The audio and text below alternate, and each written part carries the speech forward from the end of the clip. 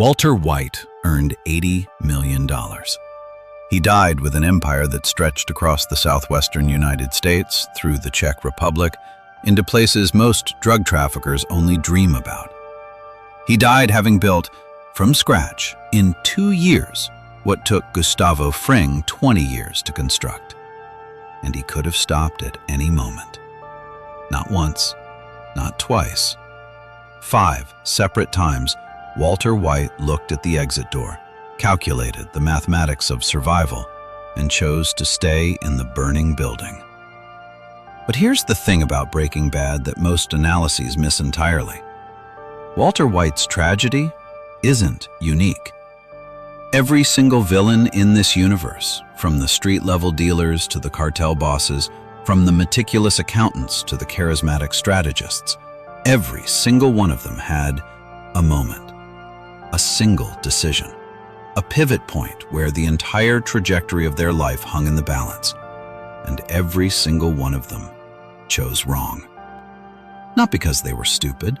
These are some of the most intelligent antagonists ever written. No, they chose wrong because their greatest strength was also the architect of their destruction. Today, we're going through every major Breaking Bad villain, all 11 of them, ranking them not by how evil they were, not by body count, not by how much money they made, but by how avoidable their destruction was, how close they came to winning everything. And the one decision, the one moment of psychological weakness that brought it all down. I'm not measuring worst consequences. If I measured by body count or empire destruction, the list would be predictable. Walt at the top, Gus second. Done. Everyone else fighting for scraps. I'm measuring something different. What I'm calling decision proximity to victory. Here's what that means. Imagine a villain standing at a crossroads. One path leads to everything they want: power, survival, legacy. The other path leads to destruction. The distance between where they stood and the winning path, that's what I'm measuring. A villain who was doomed from birth by forces beyond their control, that's tragic, but it's not what I'm interested in. I'm interested in the villain who was 3 feet from the finish line, turned around, and walked directly into traffic. I'm interested in villains who had agency, who had a choice, who could see the exit and said no. And what you're about to see is a pattern so consistent across 11 different characters that it cannot be coincidence. Every single Breaking Bad and Better Call Saul villain is destroyed by a specific, identifiable cognitive failure, a psychological blind spot that, once you see it, you cannot unsee. Keep that thread in mind. It's going to matter when we reach the top. Let's go. Number 11, Krazy 8, the informant who forgot he was expendable. Let me start at the bottom, with a man who never had a chance. Domingo Gallardo Molina, Krazy 8. A DEA informant who played both sides, fed information to the feds while running product for the cartel, and genuinely believed, that he was too valuable to either side to ever face consequences. The double agent's delusion. Here's what makes Krazy 8's psychology instructive. The double agent's survival depends on being useful to everyone and loyal to no one. You survive by being a tool that every player needs. The moment anyone decides you're more trouble than you're worth, you're gone. Krazy 8 forgot this. He forgot it the moment he decided to kill Walter White and Jesse Pinkman instead of simply taking their recipe and their product and walking away. Krazy 8's biggest mistake: underestimating Walter White. Think about this. Krazy 8 had Walt dead to rights. He knew Walt was a high school chemistry teacher playing gangster. He knew Jesse was a burnout who couldn't fight his way out of a paper bag. The power differential was absolute. And yet, Krazy 8, the seasoned criminal, the informant who'd survived the cartel and the DEA simultaneously, was killed by a high school teacher with a bike lock. Why? Because Krazy 8 confused his own survival skills with invincibility. Here's a man who'd talked his way out of cartel executions, who'd navigated the DEA's interrogation rooms, who'd built a network of informants and dealers across Albuquerque. He'd survived so long that he forgot survival requires constant vigilance. And when Walt, dying of cancer, nothing to lose, desperate, showed up with a chemical formula and a willingness to cross lines Krazy 8 couldn't imagine, Krazy 8 treated him like just another mark, just another player to manipulate. He didn't see the monster forming in front of him. By the time Walt was choking him with that bike lock, Krazy 8 had already lost. He just didn't know it yet. Krazy 8 ranks 11th because his mistake was largely built into his position. A double agent's shelf life is always limited, but the specific way he went out, killed by someone he dismissed, that is a preview of a pattern you're going to see over and over in this ranking. Number 10. Tuco Salamanca. Rage as strategy. Let me start with the undeniable fact. Tuco Salamanca was never going to die of old age. The Salamanca family's most volatile asset, Tuco was a grenade with the pin already pulled. The question was never whether he would explode. The question was who would be standing nearby when it happened. Reactive aggression. Tuco represents what clinical psychology calls reactive aggression, violence as an autonomic response rather than a strategic calculation. His amygdala fires, his fists follow. There's no gap between stimulus and response, no cognitive buffer, no moment where a rational actor would think, is killing my own lieutenant in front of my new business partners good for business? Tuco's biggest mistake? Killing no-dos in front of Walt and Jesse. Not the murder itself. Tuco's killed before and after. The mistake was who was watching. Walter White and Jesse Pinkman witnessed a man beaten to death for saying the wrong thing. And in that moment, they understood Tuco wasn't a business partner. He was a predator who would eventually turn on them too. Here's what makes this fascinating from a villainology perspective. Tuco's violence was his competitive advantage. The DEA was terrified of him. Rival dealers wouldn't touch his territory. His reputation alone functioned as a moat around the Salamanca operation. But the same trait that made him dangerous made him unmanageable. You can't build an empire with a partner who might kill you because you used the wrong word. Walt understood this immediately, and that's why Tuco had to die. Tuco ranks 10th because his mistake was largely neurologically inevitable. Impulse control disorders don't self-correct. Tuco was incapable of the restraint that would have saved his life. He never stood at the crossroads. He was born on the road to destruction. Number 9. The cousins.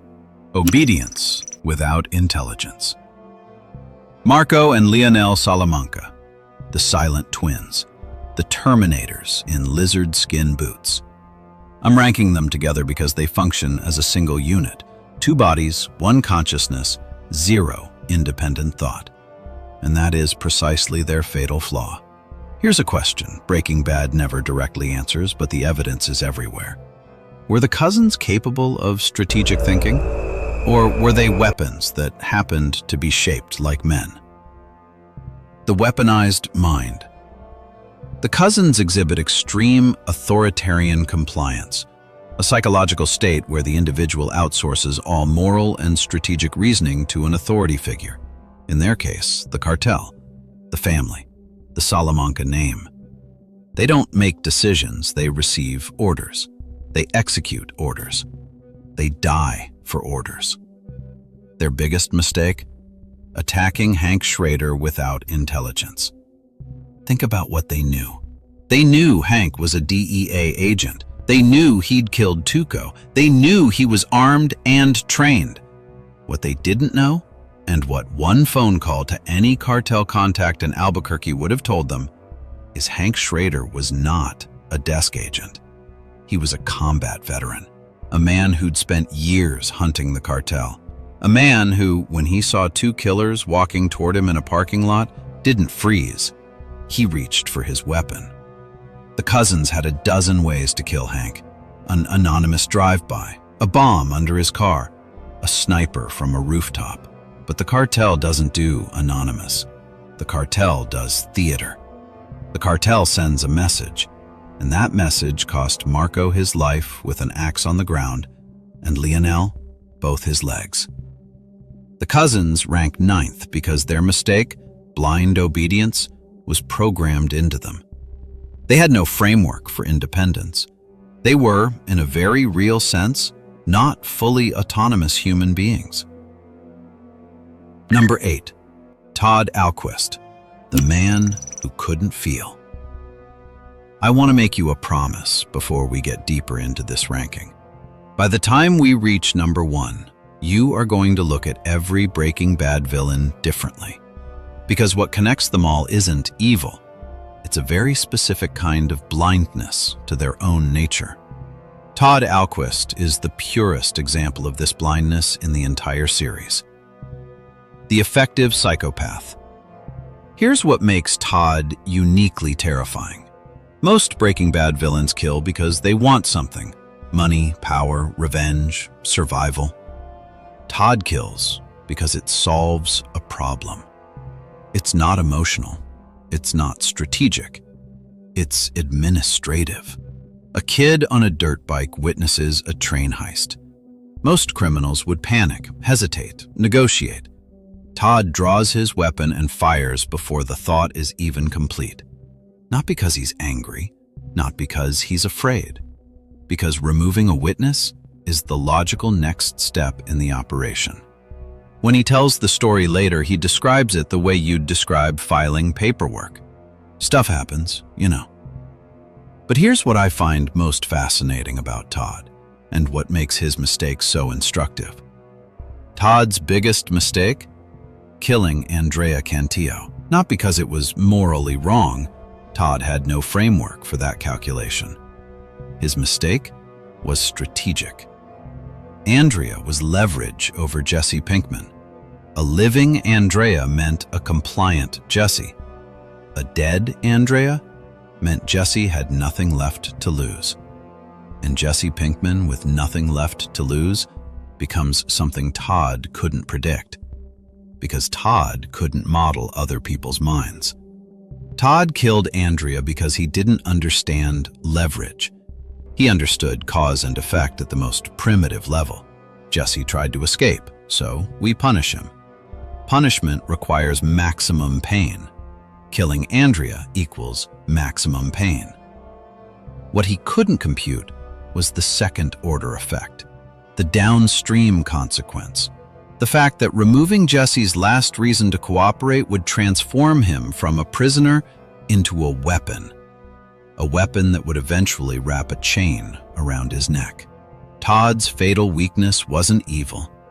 It was the inability to model other people's interior experiences. Theory of mind deficits are common in psychopathic personalities, but in Todd's case, it was absolute. He could not anticipate how other people would react to his actions because, at a fundamental level, he didn't understand that other people had interior experiences different from his own. Todd ranks 8th because his mistake was baked into his neurology. He was incapable of choosing differently. But numbers 7 through 1? These villains had fully functioning brains, complete emotional ranges, and the intelligence to see the exit. And they still walked past it. Number 7.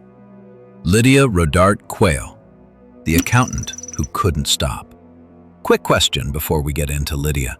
Who is more dangerous? The man who knows he's a criminal and acts accordingly, or the woman who insists she's just a business person while ordering the execution of 15 people? Lydia Rodarte-Quayle is the answer to that question, and her psychology reveals something critical about self-deception in villainy. Compartmentalization disorder. Lydia was the logistics manager for Madrigal Electromotive, overseeing the methylamine supply chain for Gus Fring's operation. She was not a street-level dealer. She was not a cartel enforcer. She wore designer clothes, drank herbal tea, and attended corporate meetings. And she ordered murders the way she ordered office supplies, with polite urgency and no visible emotional response. Lydia's biggest mistake: treating violence as a business expense. Let me give you the clinical read. Lydia exhibited extreme compartmentalization, the ability to mentally separate her actions from their consequences. When she called for the hit on Mike's 11 men in prison, she framed it as risk management. When she pushed for killing Declan's crew, she called it market consolidation. She used the language of business to describe acts of violence, and eventually she started to believe her own euphemisms. Here's where Lydia's psychology becomes genuinely instructive. Most Breaking Bad villains know they're villains. Walt knows, Gus knows, Tuco knows. They've made peace with it, or they've embraced it. Lydia never did. She maintained the fiction that she was a business person in a difficult industry, making hard decisions. And that self-deception is precisely what made her so dangerous to herself. A villain who knows they're a villain watches their back. They expect betrayal. They anticipate consequences. Lydia, because she was just logistics, never developed the survival instincts of the people around her. She trusted Todd because Todd was polite. She trusted Walt because Walt was professional. She never saw the ricin coming because, in her mind, poisoning your business associate over tea was unprofessional. Lydia ranks 7th because her mistake was a pattern, not a moment. She had multiple opportunities to exit, to disappear, to take her daughter and her money and vanish. But she was addicted to the operation, not to the violence, but to the control, the logistics, the precision, the feeling of being indispensable to the most dangerous people in the world. And that addiction made her overlook the obvious. In this world, nobody is indispensable. Number 6. Hector Salamanca. Pride in a wheelchair. Number 6 is different, because number 6 actually succeeded. Hector Salamanca killed Gustavo Fring, a man who couldn't walk, couldn't speak, couldn't feed himself, took down the most sophisticated drug lord in North American history. So how can a man who achieved his revenge possibly be on a list of catastrophic mistakes?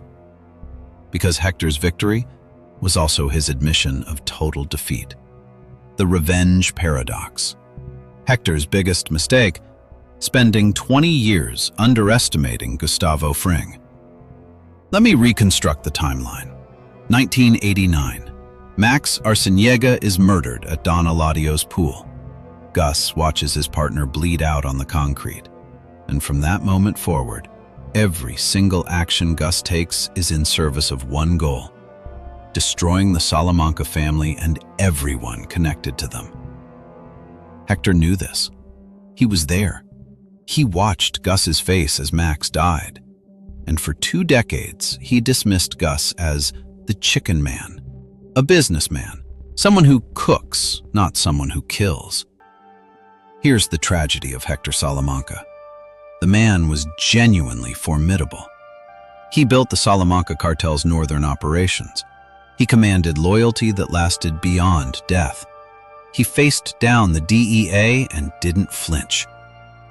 But his ego created a blind spot the size of the cartel itself. He couldn't conceive that the man serving him chicken was systematically dismantling his entire bloodline. One by one, Tuco, the cousins, Lalo, every Salamanca ally, eliminated not by the DEA, not by rival cartels, but by the man Hector dismissed. By the time Hector understood what was happening, it was too late. He was in a wheelchair. His family was dead. His empire was gone. His suicide bomb, that final act of defiance, was magnificent. But it was also an admission of total defeat. The only victory left was to take Gus with him. And that's not winning.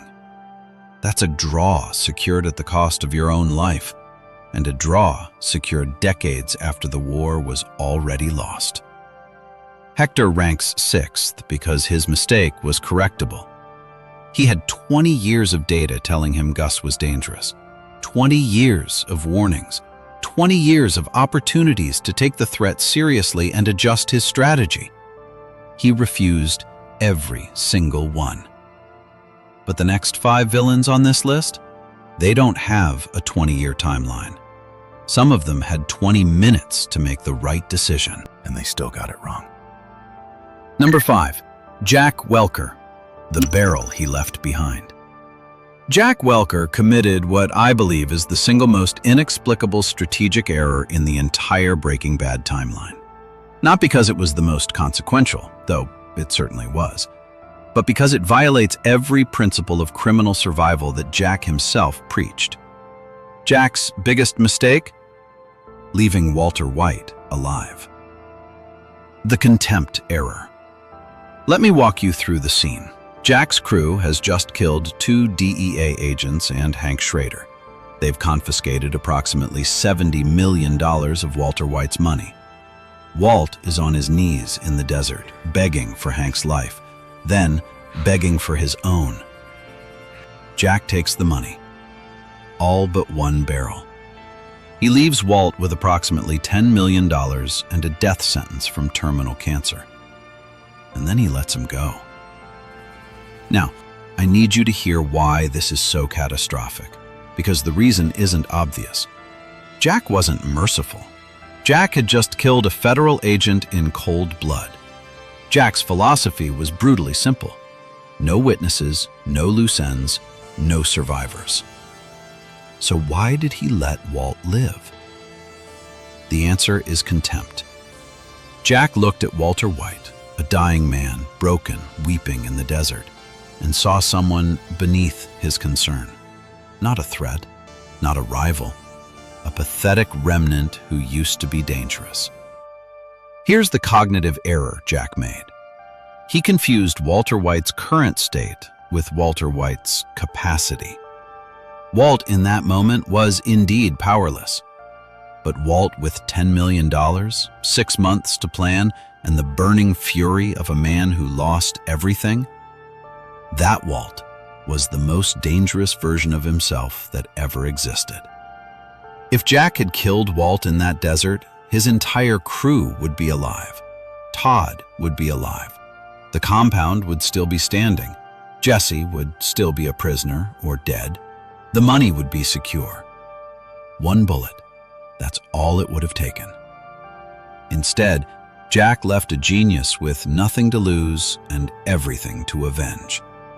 And Walter White, the man who once killed 10 prison inmates in a 2-minute window, spent his final months constructing the machine gun in the trunk revenge that erased Jack's entire operation from existence. Teasing the top. Jack ranks 5th because his mistake was a single decision made in a single moment. 20 seconds of deliberation. One choice between kill him and let him go. He chose wrong, and it cost him everything. But here's what separates Jack from the top 4. Jack didn't know Walt. He'd never worked with him. He only knew the myth. The next 4 villains? They knew exactly who Walt was. They had every reason to see it coming, and they walked directly into it anyway. Number 4, Mike Ehrmantraut, the professional who stayed too long. Tonal shift, slow, deliberate. Let me tell you about the most dangerous kind of mistake a professional can make.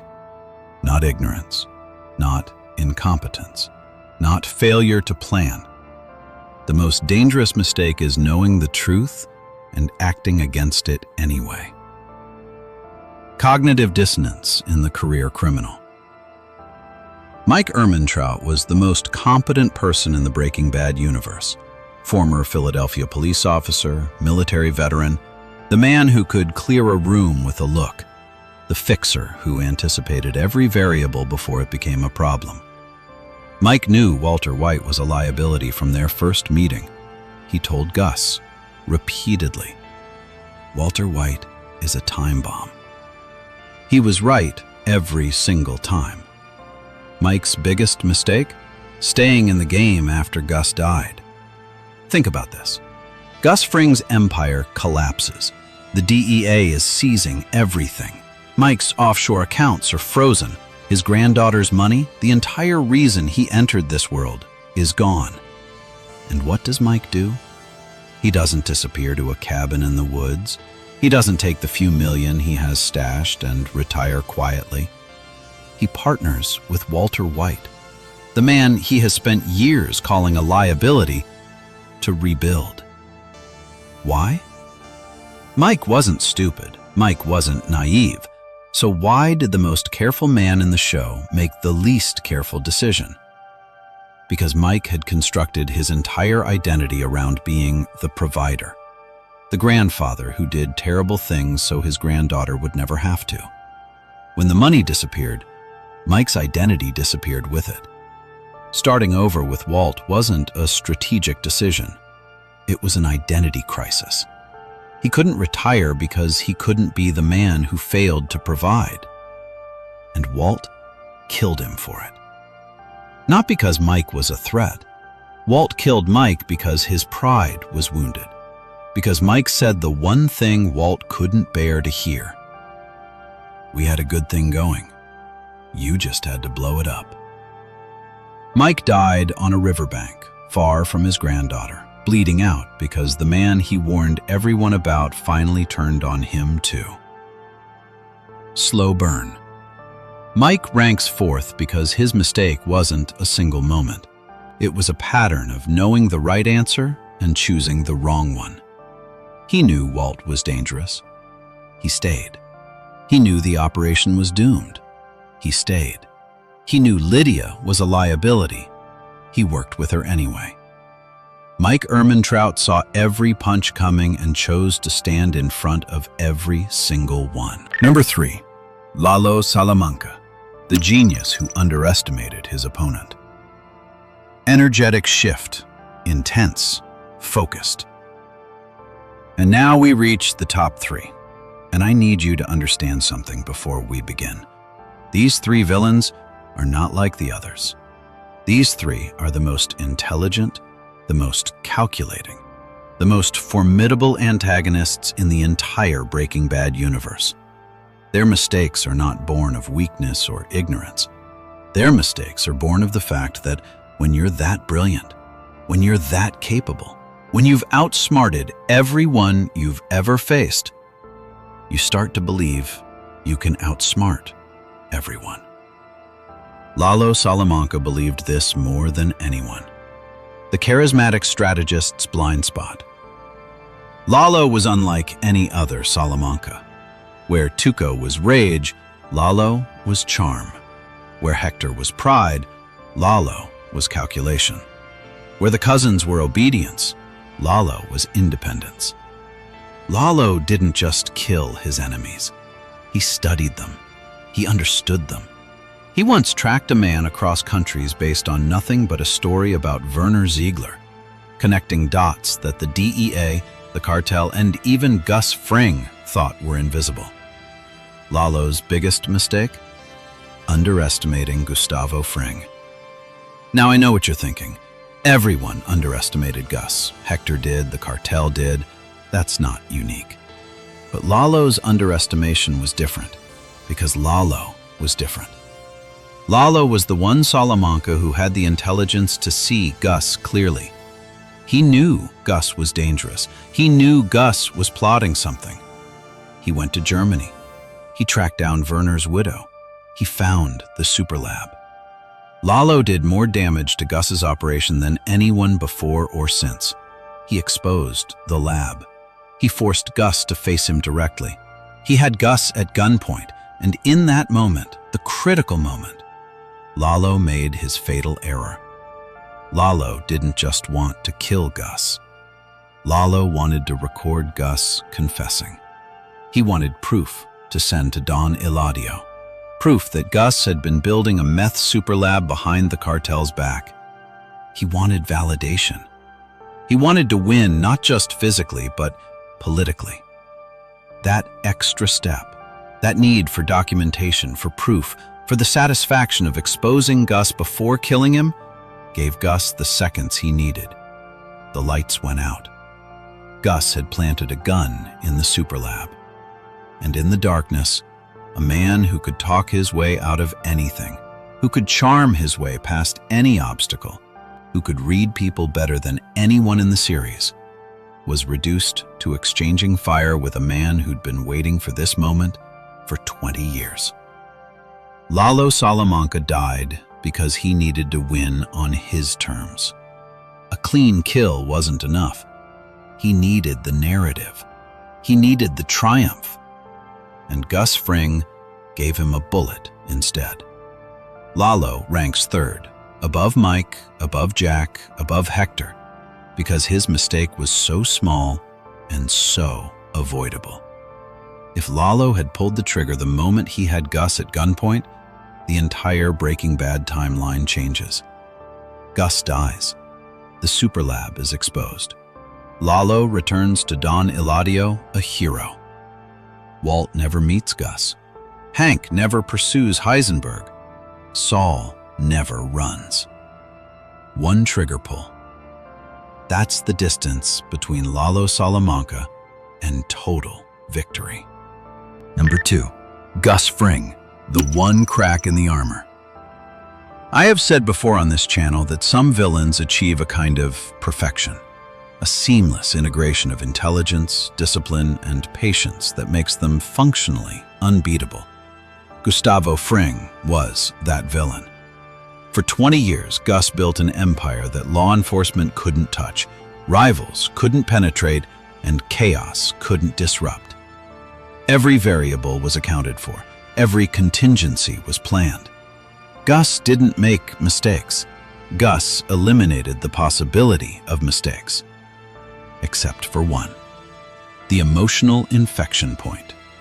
Gus's biggest mistake, visiting Hector Salamanca in the nursing home. Let me be precise about what I'm saying.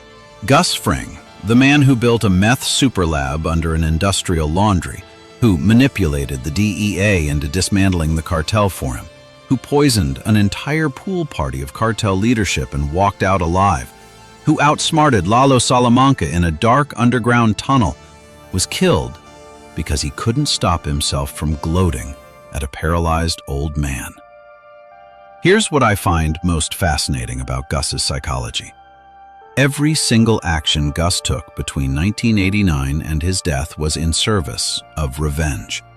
The entire empire, the distribution network, the superlab, the relationship with Madrigal, was scaffolding for one objective: making the Salamanca family suffer before they died. And he accomplished it. He won. Hector was alone, helpless, trapped in a body that was a prison, forced to watch his entire bloodline, Tuco, the cousins, Lalo, erased. Gus had already won. Visiting Hector wasn't strategy. It was pleasure. It was savoring. Building to the climax. That visit was the only time in the entire series that Gus acted on emotion rather than calculation. And it killed him. Tyrus searched the room, found nothing. But here's the thing about Gus that destroys the myth of his perfection. He assumed that because Hector couldn't move or speak, he couldn't fight. He confused physical incapacity with total defeat. Hector had nothing left except his hatred, his bell, and the bomb Walt strapped to his wheelchair. Hatred, focused, purified, distilled over 20 years, is a weapon that doesn't require arms or legs. Gus Fring's mistake is so high on this list because it was so completely avoidable. He could have sent Tyrus. He could have never visited at all. He could have let Hector rot in silence for the few remaining months of his life. But his need to personally witness Hector's suffering, to taste the victory, overrode the strategic calculus that governed every other decision in his life. The most disciplined man in the Breaking Bad universe was destroyed by the one moment he allowed himself to be undisciplined. And that brings us to number 1. Close your eyes for a moment and think about who you expect at the top of this list. You already know it's Walter White, but you don't know why. Not really. Because Walt didn't make one mistake. Walt made every mistake.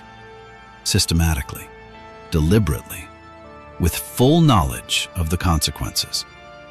And that's what makes him number 1. Number 1, Walter White, the man who chose wrong every time. Slow, deliberate, almost a eulogy. Walter White had 5 exits. I'm going to go through every single one because I need you to understand the magnitude of what he rejected. Exit 1. Elliot Schwartz offers Walt a job at Gray Matter, full health insurance, a position of respect, a return to the company Walt helped build. Walt says no. Pride. Exit 2. Gretchen and Elliot offer to pay for his entire cancer treatment. No strings, no expectations, just 2 people who loved him trying to save his life. Walt lies to his family, says the money came from them, and continues cooking meth. Pride. Exit 3. Gus Fring offers Walt $3 million for 3 months of work, a limited engagement, a clean exit. Walt's cancer is in remission. His family is financially secure. He says no. Pride. Exit 4. Walt has $80 million, more money than his family could spend in 3 generations. Skylar shows him the storage unit, a literal mountain of cash, and begs him to stop. Walt says no. Pride. Exit 5. Walt is dying. The cancer is back. The empire is crumbling. Hank is dead. His family has fled. And in his final conversation with Skylar, he finally tells the truth. I did it for me. I was good at it. I was alive. Walter White's biggest mistake wasn't any single decision. It was the unifying pattern behind all of them. Pride, functioning as a self-destruction mechanism disguised as self-actualization. The Heisenberg paradox. Let me give you the clinical framework. What Walt experienced was the Dunning-Kruger effect in reverse. Not someone who overestimates their competence, but someone who is genuinely brilliant and systematically overestimates their ability to control the consequences of their brilliance. Walt was smart enough to build a meth empire from scratch in 18 months. Outmaneuver Gus Fring, the most careful man in the drug trade. Kill 10 witnesses in a 2-minute synchronized window. Kill Lalo's entire operation supply chain. Construct a remote-controlled machine gun in the trunk of a car. But he wasn't smart enough to recognize that each of his 5 exits was a genuine offer, not a trap, not a test, a real door. The real question. So here's the question I need you to sit with. The question that separates Villainologist analysis from everything else on YouTube. If Walt was smart enough to build an empire, why wasn't he smart enough to leave it? The answer isn't intelligence. It's identity. Walter White didn't refuse the exits because he miscalculated. He refused them because accepting any exit meant becoming Walter White again.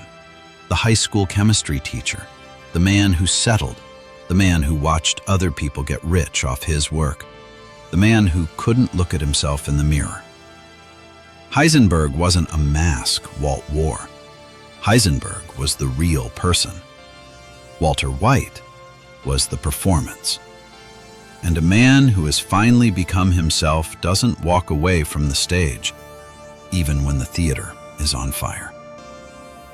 Walt ranks number 1 because his mistake wasn't a moment of weakness or a single bad decision or an emotional blind spot. His mistake was a continuous, deliberate, fully informed rejection of every off-ramp life offered him. He could have stopped at any time. He didn't want to. And if you're honest with yourself, if you really sit with what that means, you'll realize Walt isn't a cautionary tale about crime.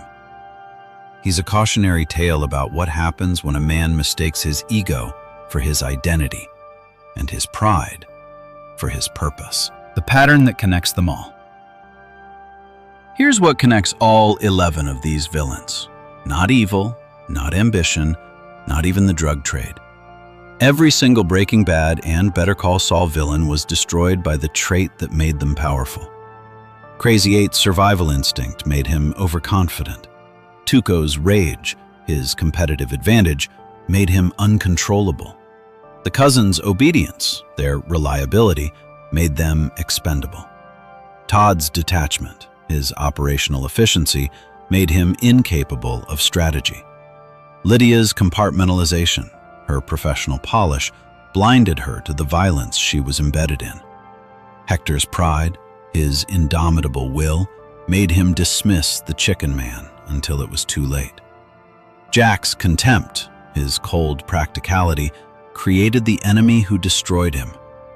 Mike's professionalism, his competence, trapped him in a game he should have left.